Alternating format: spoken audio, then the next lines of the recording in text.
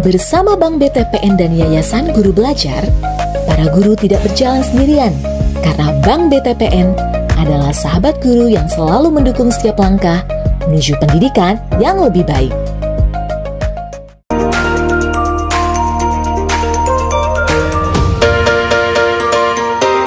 Assalamualaikum warahmatullahi wabarakatuh. Saya Suci Permata Dewi dari SMAN 1 Cikakak, Kabupaten Sukabumi, Provinsi Jawa Barat, peserta guru kreatif cerdas finansial yang diadakan oleh Bank BTPN dan Yayasan Guru Belajar. Pada kesempatan kali ini saya akan menceritakan proses implementasi media edukasi literasi finansial berbasis digital, memutus rantai generasi sandwich mulai dari saya yang saya implementasikan di tempat saya bekerja. Pertama, dalam menentukan dan menyusun matriks pengukuran media edukasi ini, tentunya saya membuat sesuai dengan tujuan dari media edukasi ini. Yang pertama adalah apa itu generasi sandwich, kemudian apa penyebabnya, bagaimana dampaknya, dan bagaimana cara memutus generasi sandwich ini, serta bagaimana pengelolaan keuangan, dana darurat, dan persiapan dana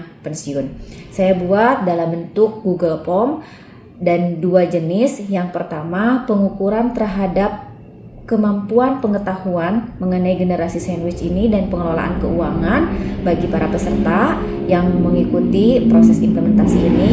Dan yang kedua adalah pengukuran terhadap media edukasi yang nanti akan diisi oleh para peserta sebagai umpan balik untuk apakah media edukasi ini bermanfaat sesuai dengan yang mereka butuhkan atau tidak. Yang kedua, rencana implementasi ini akan dilaksanakan pada hari Selasa, tanggal 11 November 2024, tepatnya di ruangan kantor SMAN 1 Cikakak. Dengan jumlah peserta targetnya 30 guru, baik itu rekan kerja yang junior, yang senior, ataupun yang sebaya, dengan usia mulai dari 23 tahun sampai dengan 58 tahun. Ada perempuan dan ada laki-laki, ada yang single dan ada yang sudah berkeluarga. Dengan latar belakang pendidikan yang berbeda, ada yang S1, ada yang S2, dan keilmuan yang beragam. Kemudian dan keberagaman kebutuhan dan keinginan dari setiap guru meskipun mempunyai profesi yang sama. Nah, untuk selanjutnya latar belakang permasalahan rata-ratanya sama, ada kesulitan dalam pengelolaan keuangan yang bersumber dari pendapatan atau gaji guru. Kemudian adanya kesehatan mental yang terganggu karena menjadi generasi sandwich, harus menanggung beban dirinya sendiri, keluarga inti, dan menanggung beban keluarga dari orang tua atau sanak saudara dari dirinya atau bahkan dari pasangannya. Dan ini sesuai dengan tujuan dari media yang dibuat, yaitu untuk dapat mengedukasi para guru mengenai literasi finansial, terutama bagaimana pengelolaan keuangan yang baik dan benar sehingga dapat memutus rantai generasi sandwich mulai dari diri kita sendiri. Sebelumnya saya sudah berkoordinasi dengan pimpinan saya yakni kepala sekolah untuk meminta izin dalam proses implementasi. Alhamdulillah pimpinan mensupport dengan penuh kegiatan ini dan berharap dapat mencerahkan para guru dalam mengelola keuangan sehingga tidak terjerat dengan pinjaman online atau judi online dan utang yang berkepanjangan. Yang ketiga, proses implementasi saya mulai dari mengenalkan kegiatan ini, di mana guru kreatif cerdas finansial yang merupakan program peningkatan keterampilan guru dalam pembuatan media ajar inovatif, terutama dalam literasi keuangan yang diadakan oleh Bank BTPN dan Yayasan Guru Belajar. Kemudian saya menyampaikan tujuan dari implementasi ini dan memutarkan musik terkait generasi sandwich dengan lirik-lirik yang isinya itu bagaimana memutus rantai generasi sandwich, bagaimana kita mengelola keuangan. Harapannya dengan diputarkannya musik ini membangun motivasi dan semangat di antara narasumber dan peserta implementasi ini. dilanjutkan dengan menyampaikan beberapa kasus mengenai banyaknya lansia yang menjadi tanggungan anak-anaknya, kemudian kasus perceraian yang dilandaskan karena ekonomi, salah satunya pengelolaan keuangan yang tidak baik dan benar di keluarga tersebut, kemudian banyaknya kasus pinjaman online, judi online, dan terdapat beberapa kasus guru-guru milenial yang menjadi generasi sandwich. Dari beberapa kasus itu, saya mencoba menghubungkan bagaimana pentingnya literasi keuangan bagi kita semua dalam mengelola keuangan pribadi ataupun keluarga. Yakni kemudian juga disampaikan juga apa itu generasi sandwich, apa itu penyebabnya, bagaimana dampaknya, kemudian bagaimana memutus rantai generasi sandwich meskipun kita sekarang sudah menjadi generasi sandwich atau sedang tidak menghapuskan bakti kita terhadap orang tua. Namun seyogianya kita mempersiapkan diri kita untuk masa depan sehingga tidak menjadi beban bagi anak atau keturunan kita. Seperti yang disampaikan oleh OJK, kita harus mendalami 3P, di mana P yang pertama adalah paham, P yang kedua adalah punya, dan P yang ketiga adalah pantau dalam pengelolaan uang keluarga atau pribadi. Dalam memutus rantai generasi sandwich, di sana saya menyampaikan bagaimana pengelolaan keuangan dari pendapatan atau gaji yang diterima, mulai dari menentukan tujuan finansial atau keuangan pribadi atau keluarga, dan menentukan alokasi pengeluaran dari gaji. Di sana saya menyampaikan batasan maksimal dan minimal, tidak memaksakan mereka harus mengalokasikan 40%, 50%, 40, 20, 30%. Tapi yang saya tekankan adalah batasan maksimal dan minimal dalam alokasi penganggaran. Hal ini mengapa demikian? Karena setiap individu pasti mempunyai kebutuhan dan keinginan yang berbeda. Misalnya, pada saat keluarga yang mempunyai 5 anak dan keluarga yang memiliki 3 anak akan berbeda kebutuhan dan keinginan meskipun memiliki atau mendapatkan gaji yang sama. Sehingga saya menyampaikan kebutuhan pribadi dan keluarga batasan maksimalnya adalah 60%. Kita dapat mengalokasikannya kurang dari 60%, misalnya 40%, 50%, namun tidak dianjurkan melebihi 60%. Kemudian alokasi gaji yang kedua untuk kegiatan sosial minimal 2,5%. Artinya kita dapat mengalokasikan dapat 10% atau lebih. Dan selanjutnya alokasi untuk tabungan. Tabungan di sini alokasinya minimal 10%. Dan bentuk tabungan tidak hanya menyimpan uang saja, boleh dalam alokasi untuk dana darurat, investasi, asuransi, dan dana pensiun. Jika seseorang ingin mengalokasikannya untuk tabungannya lebih besar, maka alokasinya harus lebih dari 10%. Misalkan untuk dana darurat bagi yang single, saya anjurkan mempersiapkan minimal 3 kali pengeluaran, dan bagi yang sudah berkeluarga mereka harus mempunyai dana darurat minimal 6 kali pengeluaran. Untuk investasi, saya menyampaikan juga beberapa instrumen yang dapat dilakukan atau kita kembangkan, mulai dari yang kecil resiko dan yang tinggi resiko, seperti deposito, reksadana dan pasar uang, obligasi pemerintah, emas atau dalam bentuk logam mulia, properti, reksadana dan pendapatan tetap, reksadana saham dan saham. Saya sampaikan juga investasi ini untuk mengimbangi inflasi yang terjadi di negara kita.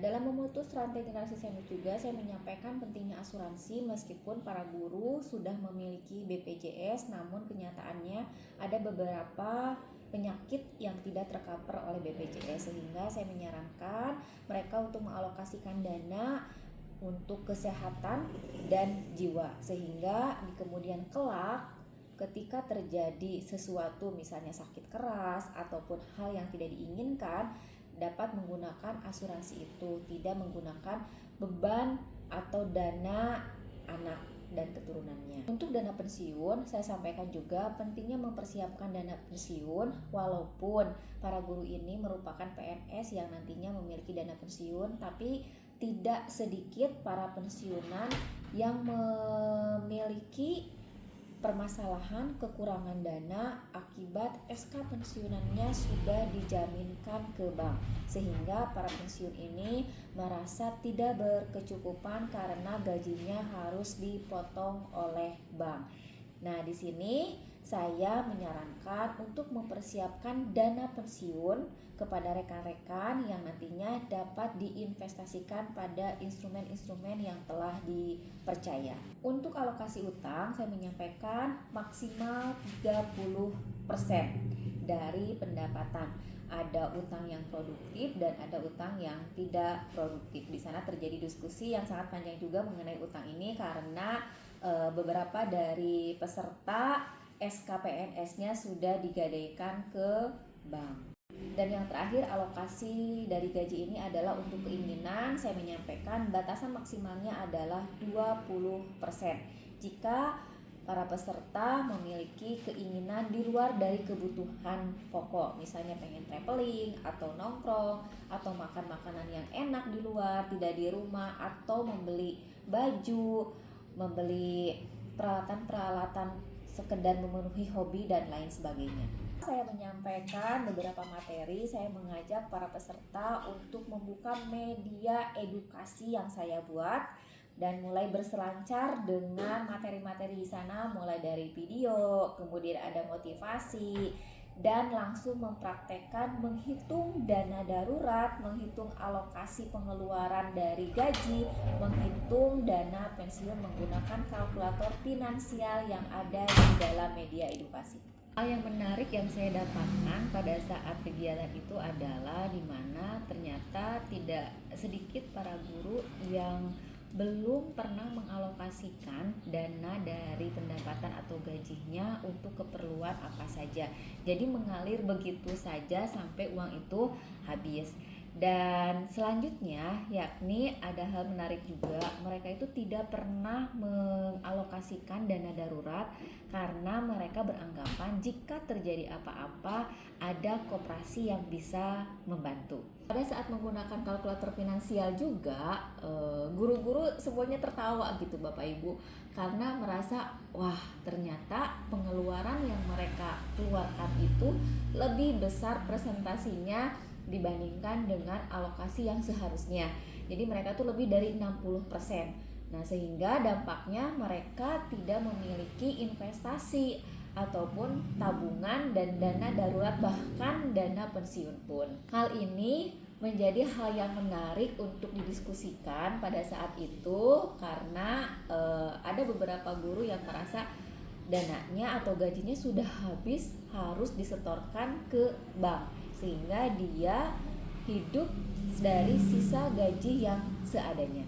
Muncullah diskusi bagaimana cara untuk mengalokasikan dana tambahan untuk dana darurat, untuk investasi dan yang lain-lainnya. Ternyata di sana kita diskusi dan guru dapat melakukan atau mencari pekerjaan tambahan tidak hanya sebagai guru di sekolah, namun bisa peningkatan karir, kemudian juga bisa yang menjadi petani karena di sini kita di daerah atau di kampung ada yang juga membuka les tambahan atau mengajar tambahan di sekolah yang lain, atau juga dagang online baik skincare, pakaian ataupun hal yang lainnya. Dan di sana juga banyak ide-ide yang keluar untuk para guru itu mendapatkan pekerjaan tambahan. Bagi guru muda yang masih single atau pasangan yang muda, nah mereka mulai tercerahkan juga dengan harus mempersiapkan dana darurat, dana pendidikan, asuransi, bahkan dana pensiun yang sebelumnya mereka belum pernah terbayangkan. Kegiatan ini seru sekali karena memang sangat menyentuh kehidupan pribadi gitu tentang alokasi keuangan, sehingga banyak pertanyaan-pertanyaan menarik yang kita bahas dan diskusikan sampai dengan waktunya yang tidak cukup. Di akhir kegiatan, saya juga menganjurkan para peserta untuk mengisi post-test mengenai bagaimana hasil dari pemahaman diskusi, kemudian hasil dari mereka berselancar menggunakan media edukasi literasi finansial berbasis digital. Alhamdulillah post-testnya luar biasa, pemahaman mereka meningkat. Yang asalnya belum pernah tahu tentang generasi sandwich, ada juga yang sudah tahu tapi hanya sekedar tahu saja, pemahamannya meningkat, dan bagaimana cara memutus rantainya dengan dilihat dari skor nilai post-test yang begitu besar di antara para peserta. Kemudian untuk pengukuran media edukasi ini juga ternyata sesuai dengan kebutuhan yang mereka harapkan terkait dengan permasalahan keuangan yang mereka hadapi, mulai dari pencerahan pengelolaan keuangannya, kemudian presentasi dari pengeluaran gaji itu, dan media edukasi ini sesuai dengan perkembangan zaman yang mana para guru sudah tidak bisa lepas dari handphone yang bisa diakses dimanapun juga. Mereka juga bisa menggunakan di rumah dalam waktu senggang ataupun pada jam-jam istirahat. Dan ini mudah digunakan, kemudian juga mudah dipahami, serta mudah untuk mengajak pasangannya untuk sama-sama belajar literasi keuangan menggunakan media edukasi literasi finansial berbasis digital. Dan saya simpulkan, implementasi yang saya lakukan ini berhasil mencerahkan para guru. Media edukasinya juga berhasil membantu para guru dalam mengelola keuangan atau mengatasi permasalahan keuangan yang mereka hadapi, dan mereka bisa belajar sendiri di manapun dan kapanpun. Meskipun nantinya para guru ini akan mendapatkan dana pensiun, namun saya mengajak mereka untuk mempersiapkan masa pensiun yang bahagia dengan menginvestasikan sebagian pendapatannya untuk persiapkan masa tua agar kelak tidak menjadi beban anak-anaknya atau keturunannya, malah akan membagikan warisan dari hasil investasi. Dan yang terakhir, awalnya target peserta 30, yang hadir 17 orang karena kegiatan ini bentrok dengan kegiatan yang diadakan oleh KCD, sehingga ada beberapa guru yang mengikuti kegiatan di KCD.